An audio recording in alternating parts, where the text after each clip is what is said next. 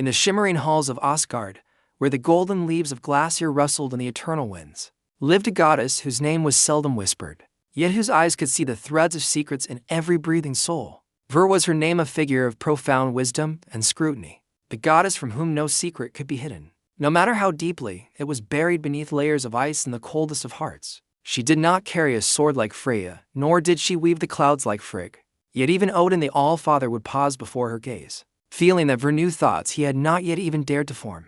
Ver was the guardian of wives who kept the hearth fire burning, the mother who protected her children with silent prayers, and the sorceress who understood that true power lies in the things invisible to the naked eye.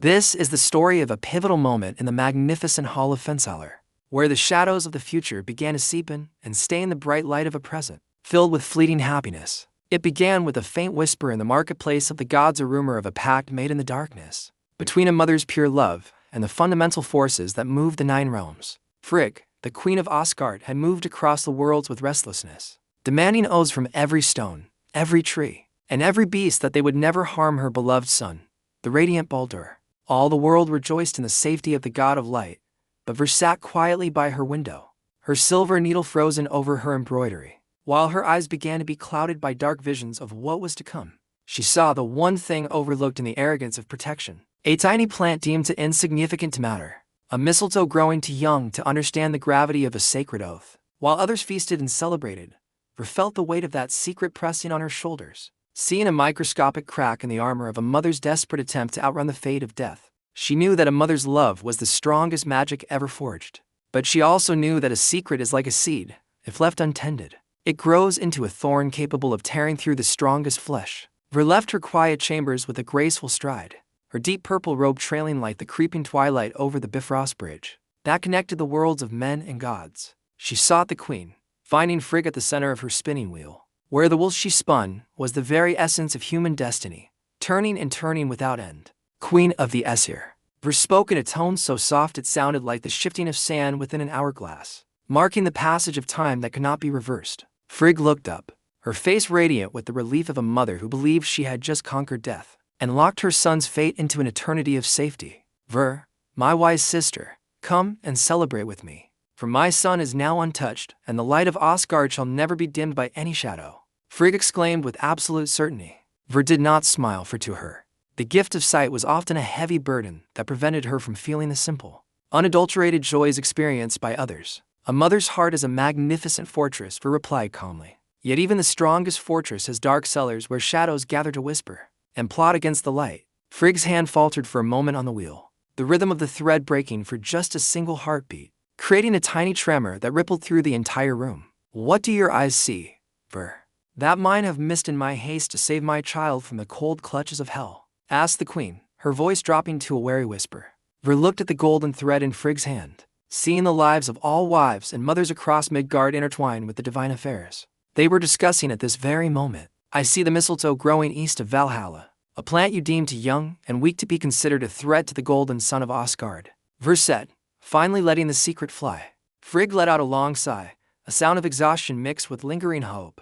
It is but a twig, Ver. Surely the Norns would not weave a tragedy from something so small and frail. Ver stepped closer, the wisdom of centuries reflected in her pupils like stars shimmering on the surface of a dark, bottomless pool in the heart of a forest. In the realm of secrets, there is no such thing as a small matter, Ver warned, for the smallest oversight is the greatest weapon in the hands of a deceiver with malice in his heart. As they spoke, a shadow lurked behind the pillars of the hall. Loki, the shapeshifter, a figure who always envied the light he could never fully possess or understand. Loki had heard the secret, the single weak point in Frigg's protection that Ver had revealed in her attempt to save the queen from her own blind spots. Ver turned her head, her gaze piercing through stone and shadow to where Loki hid.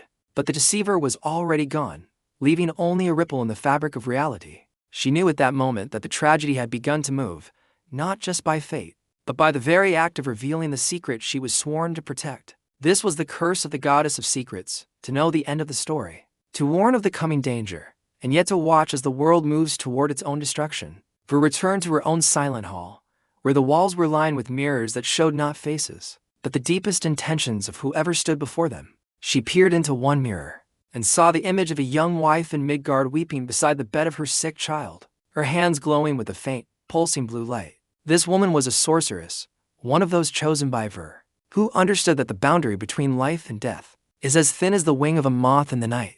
The woman prayed to Ver with sincerity, not for gold or glory, but for clarity to see the hidden path to a healing that seemed impossible to the healers of her village. Ver whispered to the blowing wind, her voice reaching the woman across the boundaries of the realms. Look to the roots, for the secret of the cure is hidden in the soil that birthed the pain. The woman listened intently, her eyes opening to the invisible connection between the herb and the illness, and finally, the child's life was snatched back from the threshold of death. To Ver, the struggle of a single mother in the mud of Midgard was as significant as the power politics of the gods sitting on the golden thrones of Asgard. She saw the role of the mother as the ultimate weaver of life, the figure who binds generations together with invisible cords of sacrifice that are both strong and eternal. She saw the role of the wife as the keeper of the household spirit, the one who knows which secrets to keep for peace and which to speak for the sake of truth. And she saw the sorceress as a brave bridge, the woman who is not afraid to stare into the darkness to find the hidden knowledge, feared by the ignorant and the weak. These passed in Asgard, and the games of the gods became bolder and more reckless, for they truly believed that Baldur could not be harmed by any weapon known to them. They hurled spears, stones, and heavy axes at the god of light, laughing boisterously as every weapon veered away or bounced harmlessly off his sacred skin. Ver stood at the edge of the circle, her heart heavy with the weight of the secret she had shared with Frigg, and the secret that was now held by the wicked hands of Loki. She saw Loki approach the blind god Hodder with a cunning stride, clutching a sprig of green plant that looked like a harmless toy in the hands of a curious child. Ver wanted to scream with all her might to stop the blind god's hand, but her throat felt constricted by the ancient laws of magic that forbade her from interfering with free will. Some secrets, once they leave the sanctuary of the heart, belong entirely to the Norns, and even a goddess cannot pull them back into the safety of silence. The mistletoe flew, becoming a silent green arrow that streaked through the air amidst the crowd of gods and goddesses, who were laughing and cheering in their ignorance. When the plant pierced Baldur's chest, the laughter of the gods turned instantly into a silence so profound it felt as though the end of time itself had arrived ahead of schedule. The god of light fell to the earth, and with him, the innocence of the world began to wither and rot, leaving an emptiness that nothing could ever hope to fill again. Frigg's scream tore through the skies of Asgard, the mournful cry of a mother whose greatest work had been destroyed by the very thing she had intentionally ignored. Ver was the first to reach the queen's side, catching her as she collapsed into the dust of the courtyard, which now felt cold and inhospitable to all life. I saw it, Ver, Frigg whispered through soul-crushing sobs.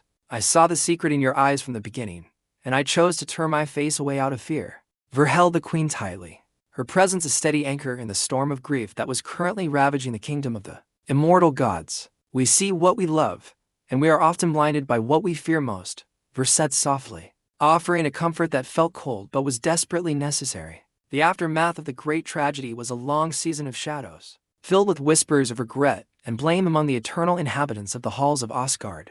Ver became the confessor for the gods, the one they sought when the weight of the secrets within themselves became too agonizing to bear. In the light of day, she listened to Hermod as he prepared to ride to hell, his heart full of the secret hope that his brother could be traded back for another life. She listened to Odin, who had whispered a great secret into the ear of his dead son upon the funeral pyre's secret that would only be known by Ver and the All-Father. She saw the wives of the fallen warriors in Valhalla, strong women who carried secrets of their husbands' bravery and the hidden fears that were never uttered on the field. She saw the mothers of the giants in Jotunheimer, nursing their grudges like hungry wolves, waiting patiently for the day of the great reckoning against the gods. Through it all, Ver remained a faithful observer, understanding that the true history of the world is not written in great battles, but in the private moments of the soul. One silent night, a young goddess came to Ver with a face pale from the terror of a great secret she did not even dare to name or give voice to. Ver, they say you can see everything, the girl said with a trembling voice.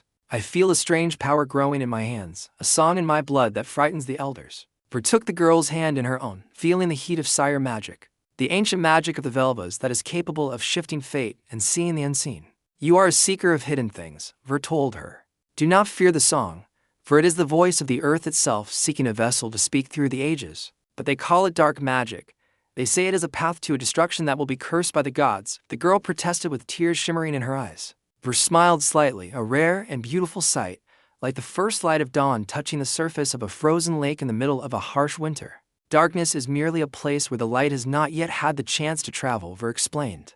A sorceress is simply a woman who is not afraid to walk in the night, Under Ver's wise guidance, the girl learned to use her vision not for malice, but for protection and as a guide for those who are lost in the labyrinths of life. She learned that every wife is magic in her touch, capable of calming the fiercest warrior returning from the blood and thunder of the battlefield. She learned that every mother has a vision capable of piercing the lies of the world, to see directly into the deepest honesty of her child's heart. And she learned that the greatest secret of all is that we are all connected by the invisible threads of the choices we make every single day. Ver's hall grew quieter as time marched on and the ages turned, making the gods slowly fade into distant memories for the world of humans below. Yet, the influence of this goddess remains in the intuition of a woman who knows her husband is in trouble, long before he utters a single word of his distress. Her influence remains in the instinct of a mother who wakes in the middle of the night, knowing with certainty that her child needs help or a warm embrace. Her influence remains in the wisdom of the old woman sitting by the fire, who knows stories of the stars and the secrets locked within the ancient stones.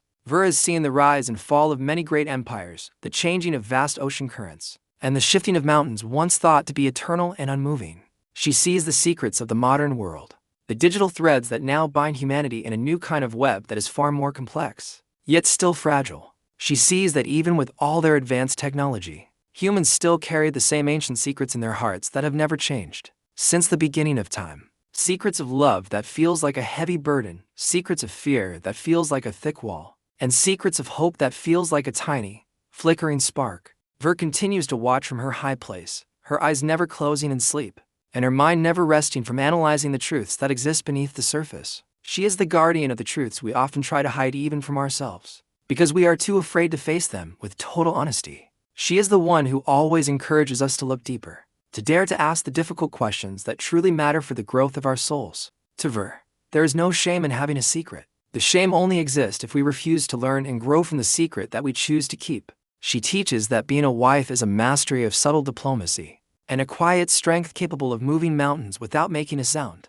She teaches that being a mother is a journey of endless discovery and a selfless vision that stretches far beyond the limits of time and space. She teaches that being a sorceress is the courage to be wise in a world that often prefers simple lies over the beautiful, complex truth. As the twilight of the gods or Ragnarok draws near, Ver does not tremble, for she has seen the end and the beginning of this world happen many times in her visions. She knows that even when the world is finally consumed by the fires of Surtur, the pure secrets of the human soul will endure and never be destroyed. Those secrets will be the seeds from which the next world will grow, the hidden truths that will form the foundation of a new and better reality for all. Ver gathers the threads of the present with her slender fingers, weaving them carefully into the great tapestry of what is to come in the ages ahead. She always remembers the tiny mistletoe. She always remembers Frigg's tears that soaked the earth. And she always remembers the light of Baldur that once lit Asgard. But she also remembers with great clarity the resilience of the women, who stand firmly in the shadows, keeping the world intact with their silent,